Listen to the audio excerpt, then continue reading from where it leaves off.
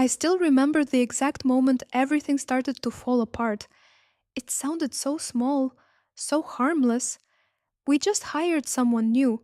She's really talented. I smiled. I even said, I am proud of you. I had no idea that girl would slowly take my place.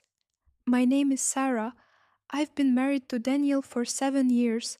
7 years of love, laughter, and building a life together. We weren't perfect, but we were real. He used to bring me coffee every morning, warm, just the way I liked it. He would kiss my forehead before leaving and whisper, I'll miss you. Sometimes in the middle of his busy day, he would text me just to say, I can't wait to come home. And every night, no matter how tired he was, he would hold my hand and say, It's always going to be you. I believed him. I believed every word. That's why I never saw it coming. A few days later, he mentioned her again. Her name is Emily. She's different. Different.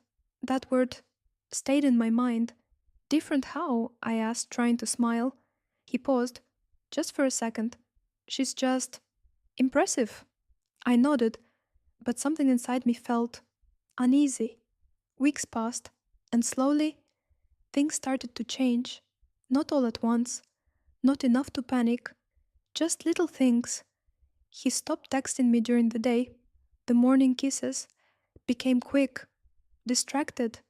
The warmth in his voice started to fade, and the way he looked at me felt distant, like he was there, but not really there. One night, I called him. No answer. I called again. Still nothing. 30 minutes later, a message came. Sorry, I was in a meeting. At 10:38 p.m., I stared at the screen, trying to believe him, but something didn't feel right. That night I lay next to him, watching him sleep. I wanted to believe him. I needed to believe him, because the truth felt too painful. So I stayed silent. A few days later, I decided to surprise him. I even bought his favorite dessert. I remember smiling in the elevator, thinking, he's going to be so happy. It was 10:47 p.m. The office was quiet, almost empty, but his office light was still on.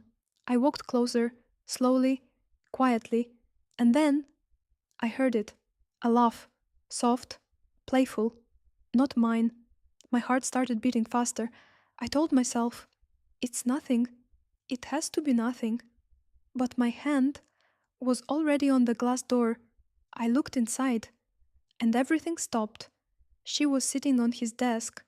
Emily, close to him, too close, laughing like she belonged there. And Daniel, he was looking at her the way he used to look at me, like she was the only person in the world. That smile, that softness, I hadn't seen that in months. Something inside me broke, but I didn't walk in. I couldn't, because in that moment, I realized something terrifying. I wasn't imagining things. I was losing him. That night, he came home late. Long day, he said. I smiled, pretended everything was normal. But inside, I was falling apart. Later, he fell asleep, and his phone was right there. This time, I didn't hesitate. I picked it up, unlocked it, and what I saw destroyed me. Hundreds of messages. Her name. Everywhere. I miss you already. Today felt perfect. I wish we didn't have to hide. My hands started shaking. But then, I saw his message. She doesn't mean anything anymore. She. That was me. 7 years. Reduced to one word. I felt my chest tighten, like I couldn't breathe. But then, something even worse. A photo. I clicked it, and my entire world collapsed. Emily, standing in my kitchen, wearing my robe, smiling, like she belonged there.